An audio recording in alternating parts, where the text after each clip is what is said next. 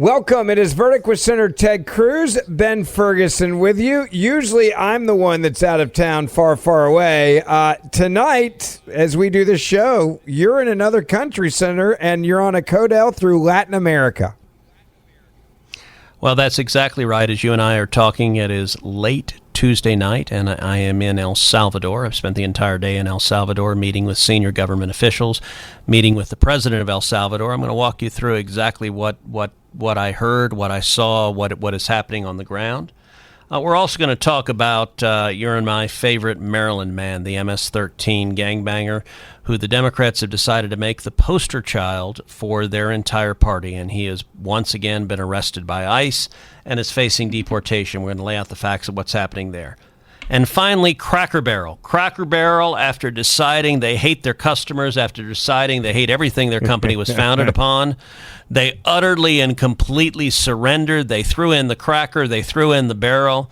We're going to break down the absolute mess that was behind that.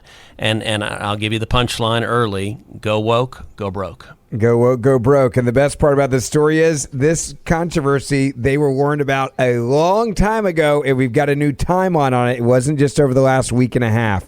All right, let's talk real quick about how you start your morning. Have you ever started your morning with a perfect cup of small batch coffee? Now, small batch coffee is different. It is roasted to perfection in small batches on purpose by experts who love the taste of great coffee. If you've never tried it, you need to try Crockett coffee. Now, Crockett coffee is amazing. I drink it now every morning. I get to start my morning off with the best cup of coffee I've ever had.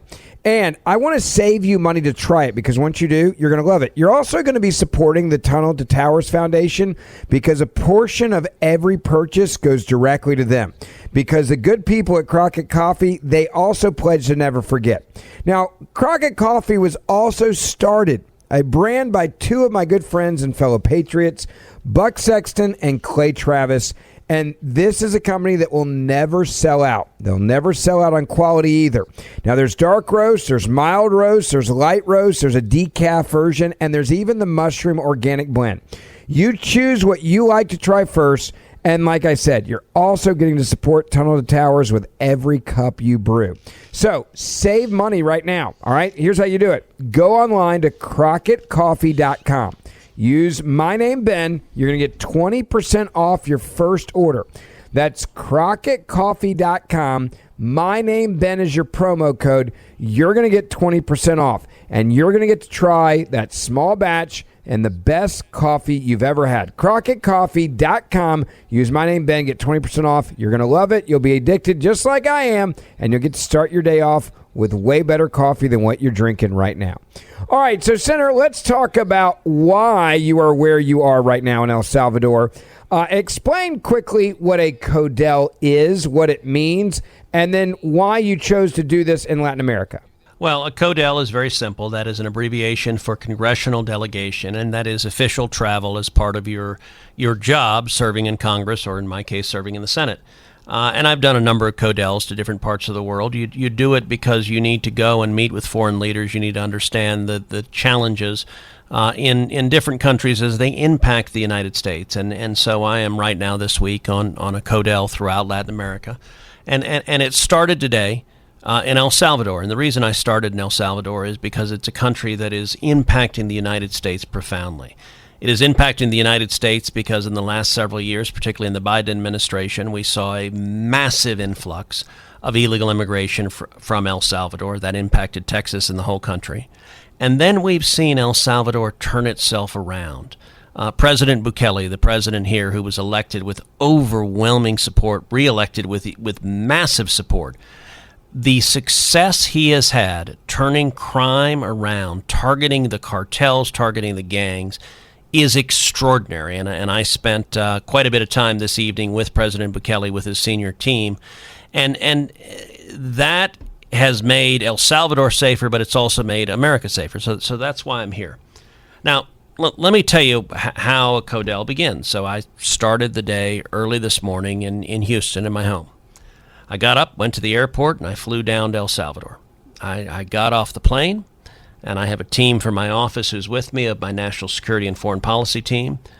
We started by going to a military base that the United States Navy has right by the airport. And I met with a number of American sailors who are there. They're engaged significantly in drug interdiction and counterterrorism efforts. And it's an air base where they can support planes, they can support drones, and they can support all sorts of air missions, fighting terrorism and fighting cartels. And so I met with the leadership there of the base, and there were a number of sailors from Texas. And so I started by having lunch with them, asking them about how it was living in El Salvador, what their backgrounds were, and they were from multiple places throughout Texas. What is interesting, Ben, I asked each of those sailors, I said, okay, you guys have lived, it varied anywhere from a few weeks to 2 years down in El Salvador. I said, okay, how have things changed? And what kind of job is President Bukele doing? Every single American sailor I spoke with said it's extraordinary. Like, this country has changed. It is safe. It used to be incredibly dangerous. It is now safe. People are willing to walk the streets. They said people would not walk the streets at night. It was not safe. You would not go out after dark because you would be assaulted, you'd be kidnapped, you'd be murdered. And it is now become incredibly safe. That was the assessment of our sailors. I then went to the U.S. Embassy, and I met with our country team there. I had a classified briefing in a skiff where they walked through everything that's happening in El Salvador. And then I met with a number of U.S. Marines. They were all young men. They had been in the country anywhere from actually, one fellow was there literally a day. Wow. And it ranged. This was his second day in country. And it ranged from, I think the Marine who had been there the longest was 9 months. And I asked them the same questions, about a dozen Marines. And so I went and talked with them. And I said, okay, what do you think of the country? Every one of them said, this is an incredible place. We love it down here. But I also asked, okay, what kind of job is the current administration doing? And again, they raved about it. It was one of the interesting things, Ben. Every single person I asked on this trip, I asked, how is President Bukele doing? I did not find a single person, a single Salvadoran, a single American, and I met, as I said, I talked with a number of especially American servicemen and women. I didn't find a single one who had anything negative to say. That is rare. And there's a reason for that. After meeting with the Marines, after meeting with our country team at the embassy, I went and sat down with the Justice Minister. And I got to say, the Justice Minister, that presentation, Ben, there are very few presentations I've been in my entire time in the Senate that have been more impressive. Really? Because the Justice Minister laid out what they've done. In 2015, do you know that El Salvador was the murder capital of the world? Yeah, it was and I'm pretty sure, if I remember correctly, the State Department put it out there in essence as a do not travel zone for Americans. In fact, in 2015, here are the data. The murder rate in El Salvador was 100 people per 100,000. That meant 1 out of 1,000 people in the country was murdered. That was the single highest murder rate of any country on the planet. President Bukele came in, and he came in and began going after the cartels. And he began arresting. He arrested over 80,000 gang members. He went after MS-13, and he locked them up. He built a gigantic prison, the Secot prison, that houses up to 40,000 people. It was designed to house gang members. One of the things the Justice Minister said, he said, look, in the United States, MS-13, to become a member of MS-13, you know what you have to do? If I remember correctly, you've actually got to kill somebody. That's exactly right. That is the test for membership, is you have to murder someone. So here's what the Justice Minister told me that I did not know. Do you know what the requirement was to become a member of MS-13 in El Salvador? I'm assuming it's worse. You had to murder 10 people. Wow. 10. So you're not in the gang unless you kill 10 people, and that explains the murder rate. And if why you've killed 9, country. Yeah. If you killed 9, you're not in yet. You're not bad enough. If you only killed 9, you're still an amateur. And it was fascinating. Like listening to the judge describe it. He described how the old government of El Salvador, the leftist, they made a decision to essentially hand government over to the cartels, to disempower the police, to disempower the judiciary, to disempower the government from enforcing law and order. And he said, look, there was a government, and the government was the gangs. The gangs were in charge. The gangs imposed taxes. The gangs had an army. The gangs had a justice system. They were running the country. And it was, the murder rate was so bad that nobody went out at night. I was talking to American personnel who lived there, and they said if they had, say, a Salvadoran employee who was working for them, they would insist on going home about 4 p.m. Why? Because they would not drive after dark. Because if they did, they might be kidnapped, they might be assaulted, they might be murdered. So you would not drive after dark. So Bukele came in, and they said, we're not going to let the gangs be the government of El Salvador. We are going to be the government, and we are going to go after them. And they went in. And what's fascinating is they said the prior government had a list of most of the gang members. They'd arrest them. They knew who the gang members were, and they'd let them go. They'd arrest them again. They'd let them go again. They'd arrest them again. They'd let them go again. So they had a comprehensive list. What it took was a simple decision. We're done.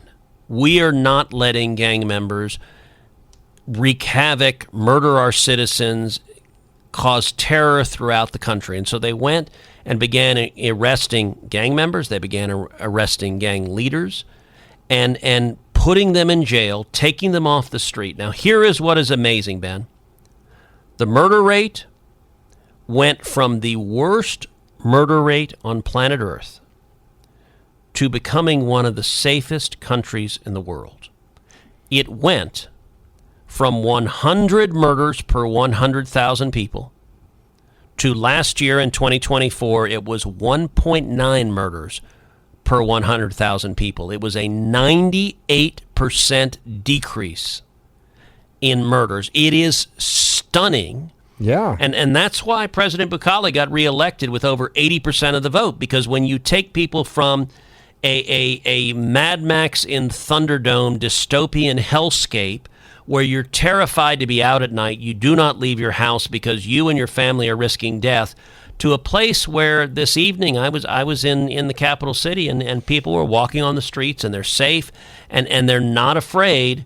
It turns out locking up the criminals, getting them off the street, that works.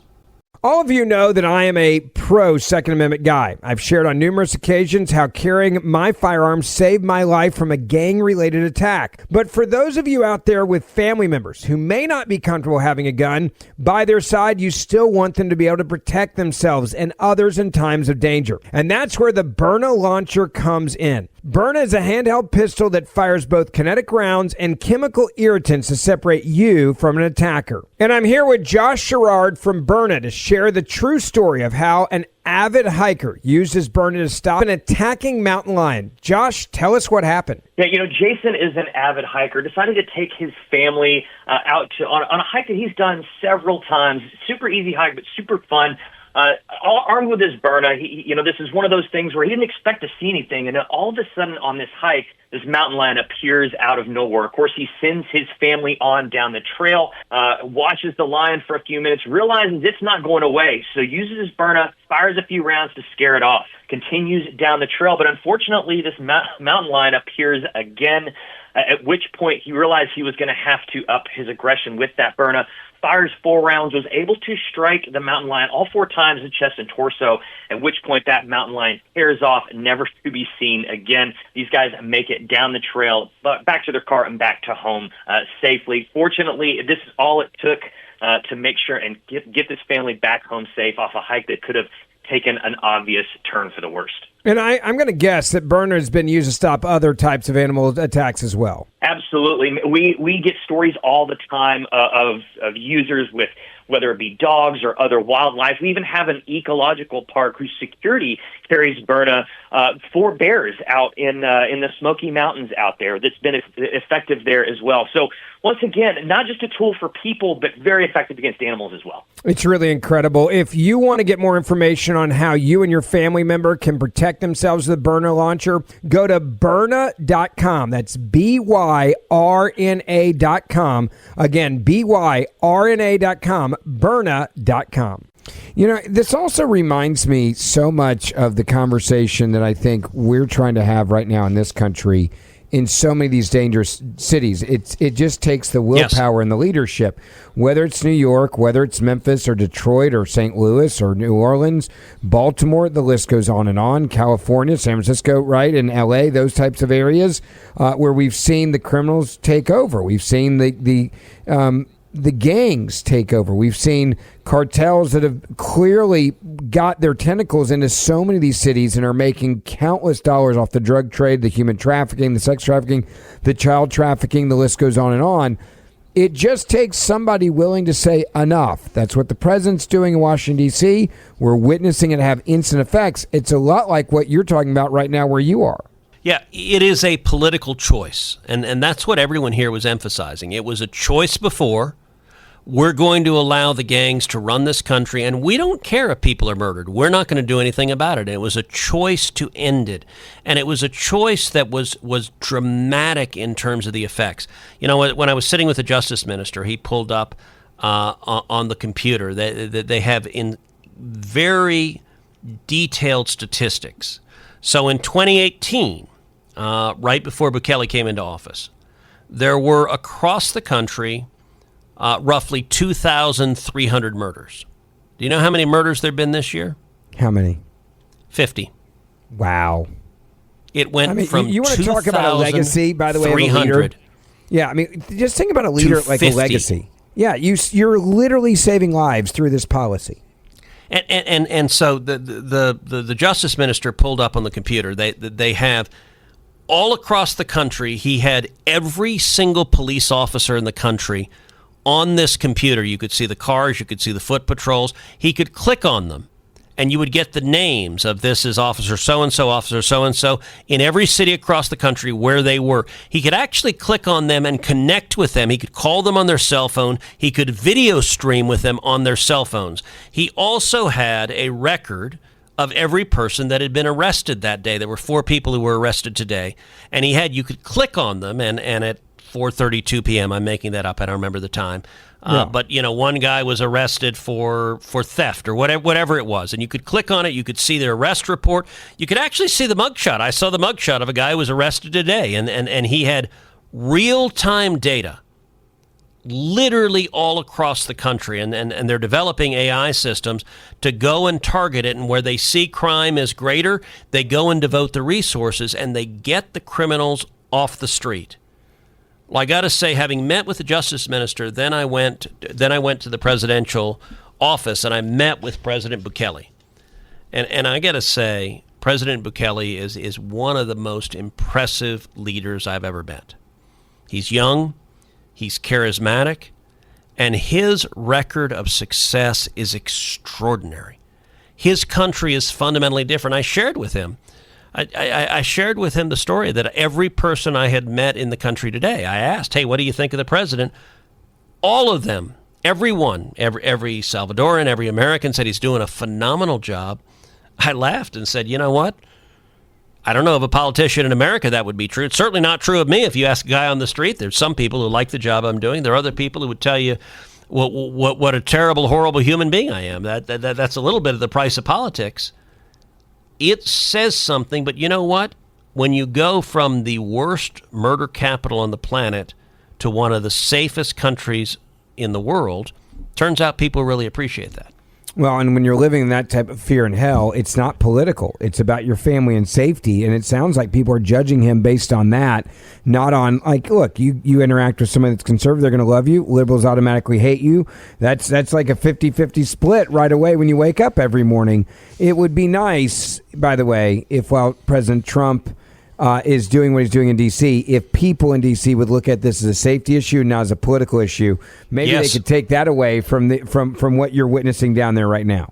Well, and listen, President Bukele expressed real frustration because the Biden administration did everything they could to undermine him, to attack the government of El Salvador. And I was laughing with President Bukele saying, it is bizarre.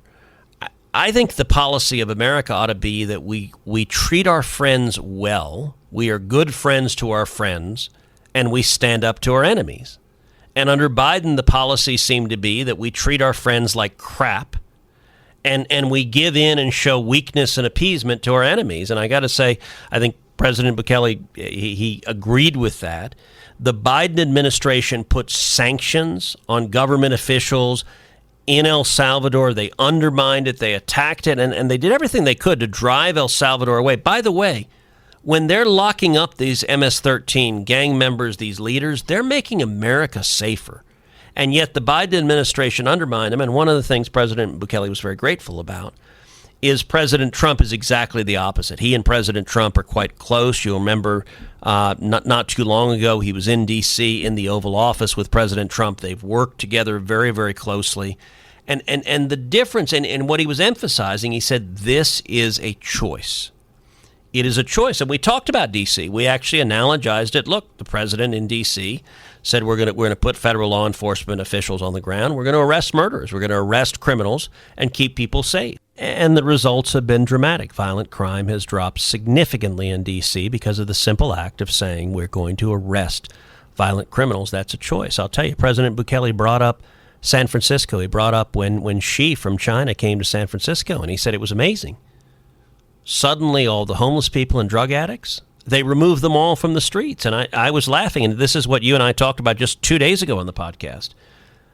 Gavin Newsom, when he was able to clean up San Francisco, he told every resident of San Francisco, you don't matter to me. Let's assume, Ben, this is a little bit of a stretch, but let's assume you're a lefty, granola-crunching Marxist in San Francisco. And you've been told over and over again, there's nothing we can do about homelessness. There were nothing we can do about heroin addicts shooting up on the street. There's nothing we can do about people defecating on the streets. And then suddenly the leader of communist China shows up and Gavin Newsom cleans everything in its sparkling spick and span. And how, even if you are the most left-wing Democrat on earth, how do you not stop and say, wait a second, you told me you couldn't fix this. And then in 24 hours, you fixed it. What that means is you could have fixed it a week ago, a month ago, a year ago, and you didn't because my kids don't matter to you as much as the leader of China. And that's what Bukele brought up, and he and I were both agreeing.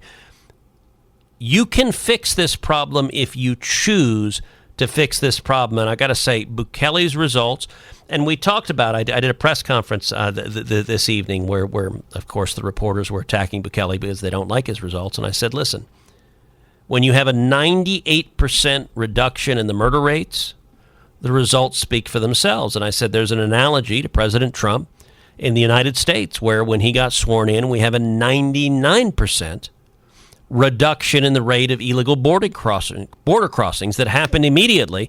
And I did point out to Bukele when I said that, I said, look, you're at 98.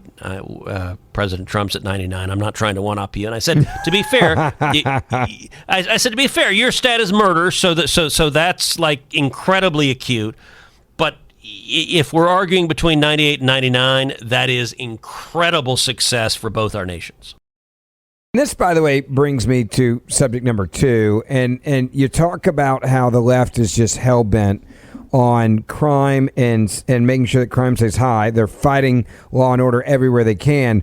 They still haven't even learned of how bad it makes them look to support an illegal alien criminal who has become the poster child of the Democratic Party.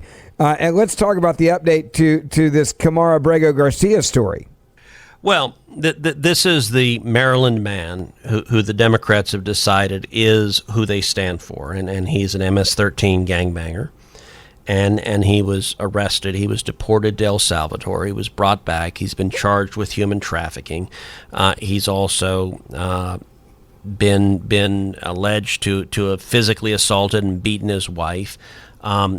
You and I on this podcast read through the indictment and the human trafficking, the crimes that he'd been involved with MS-13 for a decade, and yet Democrat senators, including Chris Van Hollen, the Democrat from Maryland, who's my colleague, flew down to El Salvador and did something very different than what I did. I sat down with Bukele and wanted to talk about his incredible success making the country safer and protecting innocent families.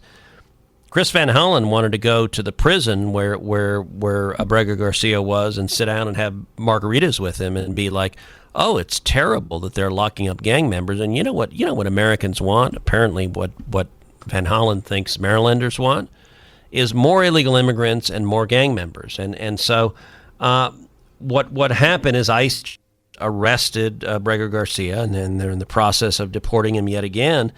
And the Democrats are once again circling around him because apparently they believe that's what Americans want. And I want you to listen to this clip of what happened when concerning his arrest. Give a listen. Thank you, Mr. President. Today, MS-13 gangbanger and human trafficker Kamar Abrego Garcia turned himself into ICE in Baltimore. Do you have any comment on this? And why are the Democrats so emotionally attached to this man who beats his wife and is part of a terrorist organization? Because they think he's going to be good for votes, and I think he's very bad for votes. These people are deranged. He's not good for votes. He beat the hell out of his wife. His wife is afraid to even talk about him. She's been mauled by this animal.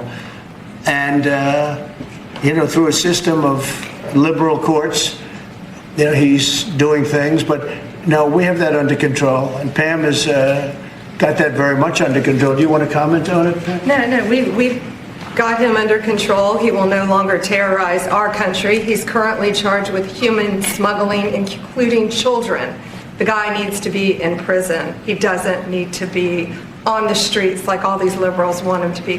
And as part of this operation here in D.C., we've also taken off MS-13 members.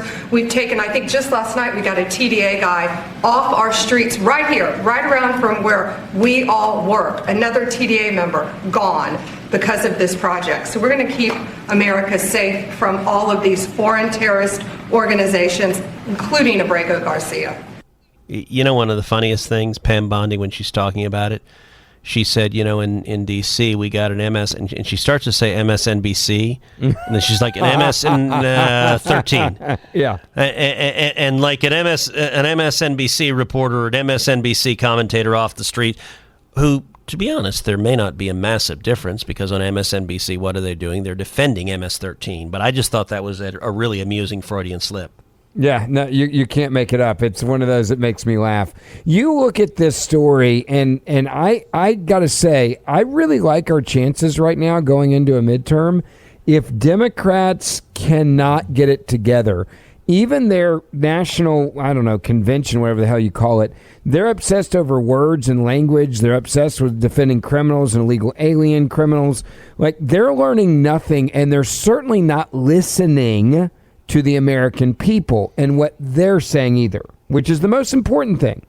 Yeah, well, look, we saw an illustration of this with Cracker Barrel. Cracker Barrel is a terrific institution, particularly in the South, and their woke leadership decided that everything the company was built on they didn't like, and in particular, they didn't like their customers. Their customers they thought were not nearly as enlightened as they should be. They were not nearly as woke as they should be. And the whole thing was very reminiscent of Bud Light. Bud Light, you had a marketing executive who said, the people who buy Bud Light, we don't like them. We need to have, a bunch of woke transgender activists drinking our beer instead. It was reminiscent of what happened with Target, where they decided to market to market to transgender toddlers and do it prominently, pushing bathing suits for 2-year-old boys to tuck their genitals to hide them away to pretend they're not boys. That was Target thinking this is really what America wants, because if you're the parent of a 2-year-old, clearly you want your son to believe he's a daughter when he's 2. This is a phenomenon of business leaders who buy into an ideology that is wildly unpopular and ultimately directly antithetical to their customers. And so Cracker Barrel had a logo of, an old guy sitting on a chair next to a giant barrel, and they decided, okay, let's get rid of the cracker, let's get rid of the barrel, let's get rid of it all. And we'll just have anodyne words because we're really embarrassed that we're for anything nostalgic, anything that is Americana. And the pushback has been phenomenal. Their stock prices tanked, just like Bud Light, just like Target. And just today they announced, never mind. Okay, yeah, this has not worked well. The beatings are really hurting, so we're going to stop. But it is striking that it took the reaction of the market for them to figure it out. I want to say, though, it is a great, great victory for common sense that Cracker Barrel finally gave in and said, you know what, we're going to stop being woke because we'd like to actually have one or two customers when this is all said and done. Yeah, I think the frustration of conservatives now voting with our dollars, and that is what ultimately this came down to at Cracker Barrel. This was a bunch of Americans that said, okay, you despise us, you despise who we are as a customer base. You're basically telling us you don't want us anymore. Watch this. And that is exactly how they got to this point very quickly. And look, I also think when you have people like you and the president who are willing to speak out on this and say, you guys are being stupid, they realize how quickly others are like, yeah, us too. Like we're going to say that we think this is ridiculous. And we're starting to finally, I think, see the pendulum swing back the other way, which is really, really cool. I was gratified because yesterday President Trump publicly called out Cracker Barrel and said, look, you need to just go back to your old logo. Like, give this up, end the rebranding, and accept that you were wrong. And I'll tell you, I jumped in on Twitter.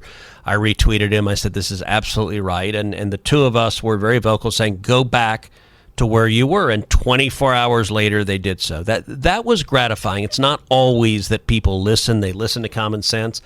In this case, they did. And it's worth noting, it isn't just in the last week that people noticed that what Cracker Barrel was doing was nuts.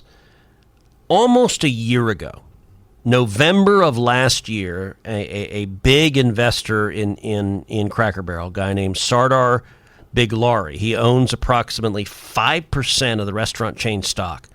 He wrote to his fellow shareholders that the Cracker Barrel transformation was a, quote, mistake of misguided executives falling into a textbook trap of overspending on cosmetic remodeling. And he continued, the day Cracker Barrel opened, it was already old. Its theme derived from the 1920s. And he wrote, I am concerned that not only will the remodel not work, but it could actually damage the brand further. These decisions are taking us down the same path, I believe, as Ruby Tuesday, Red Lobster, TGI Fridays, and the like. Let me make my position clear. The company's $700 million remodel plan will not work. And he called in a letter to the shareholders in October of 2024, the board's transformation plan, quote, obvious folly. And yet the corporate leadership ignored the shareholder owned 5% of the company. And they charged down that road anyway, and they vaporized roughly 15% of the market cap of the company because they were more interested in listening to woke marketing executives. And by the way, the entire marketing world, much of that is a scam of left-wing woke people who despise their customers. And let me say, if you're in corporate America, don't listen to marketing executives that don't understand and don't like your customers. But in this instance, Cracker Barrel should have listened to its investor and not these marketing execs, and it paid the price. But the good news is they finally listened and reversed and said, you know what? The principles we were founded on, the principles America was founded on, those principles are pretty good. We're going to get back to them. Yeah, it's incredible. All right, final question for you. You've got day one in the books of the Codell. You're going to be down there and also doing more. We're going to be able to talk about that coming up on the next episode of Verdict. That's right. This is a multi-day trip, and we're traveling to two other countries throughout Latin America. And the focus is really on meeting with heads of state, meeting with leaders in each of these countries, where the issues directly impact the United States, directly impact Texas, they impact our national security, they impact our economy. By the way, I had dinner tonight with the economy minister here in El Salvador. They're very focused on American investment, on energy, on technology, on pharmaceuticals, on creating jobs. And by the way, to give a sense of how much these changes matter, I'm going to give you 2 stats to wrap up with. The justice minister told me they've had over 10,000 applications for people who want to be police officers. Suddenly people are eager to be police officers because it's making a difference, because they're making their community safe. Previously, when the gangs were running the country, they had in 1 year over 300 police officers murdered. Being a police officer was literally taking your life and your family's life in danger. Now people are lining up to be police officers because they see the difference. But here's something else. It used to be that the people of El Salvador were fleeing this country because, look, you were risking being murdered. Your kids were risking being murdered. You wanted to get out. Now we are seeing reverse migration. There are roughly 6 million Salvadorans in El Salvador. There are about 3 million Salvadorans in the United States. President Bukele told me roughly half of those Salvadorans in America, about 1.5 million, have said they want to come back to El Salvador. They're seeing reverse migration because suddenly people are saying, wait, I fled my country because I was terrified for my safety and my family. Now the country's safe. I want to come back. I love the beach and the mountains and the people and the culture. That is changing this country, and it ought to be an encouragement to any other leader, to any mayor, to anyone facing crime and challenges. When you fix these problems, it doesn't just keep people safe, which it does, but it has economic benefits. It literally transforms your community. That's inspirational, and as I said, this is the beginning of a multi-day trip throughout Latin America. So in 2 days, we'll report on the rest of the trip. It's going to be awesome. Don't forget, we do the show Monday, Wednesday, and Friday. So hit that subscribe or auto-download button, and the Senator and I will see you back here in a couple of days.